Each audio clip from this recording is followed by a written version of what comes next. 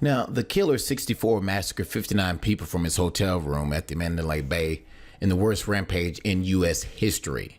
Now, SWAT cops burst into his 32nd floor room and were met with the grim scene of, they say, of 23 guns and ammunition littering the floor, and Mr. Paddock was allegedly dead already. Now, images have leaked showing Paddock laying dead on the hotel room floor with blood pouring from his mouth. The alleged gunman appears to be wearing a brown shirt, black slacks, loafers, and a pair of gloves.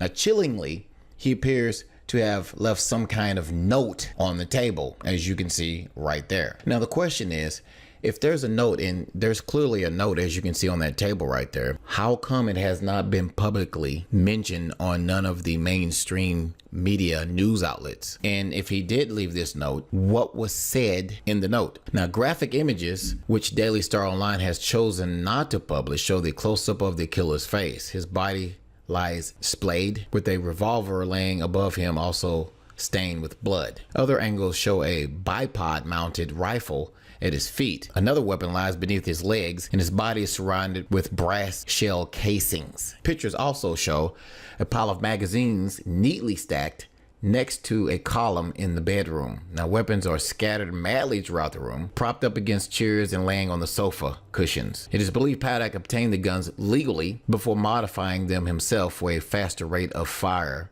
so they say. Now, there has been many explanations offered for the guy's motive. Now, the law enforcement has remained coy. It has been suggested by the fake mainstream media that he owes debts to a lot of people. Now, remember, like I stated yesterday in a video, ISIS claimed responsibility for the Vegas slaughter, but the FBI continues to say that ISIS is just making that up, that they have nothing to do with it. Now, their mainstream media is continuing to report that Paddock is understood to have racked up huge gambling bills before the shooting spree began. What do you guys think? Is this just, again, some lone wolf, as the mainstream media continues to specifically point out, going crazy and decide to kill a bunch of people at a country music concert?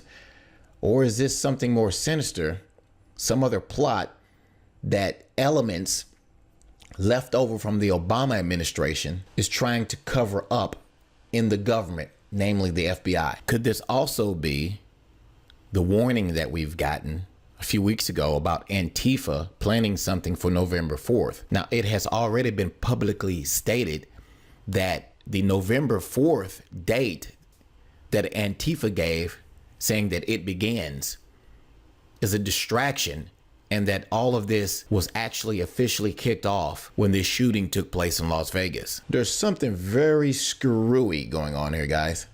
Leave your comments below this video. Thanks for watching.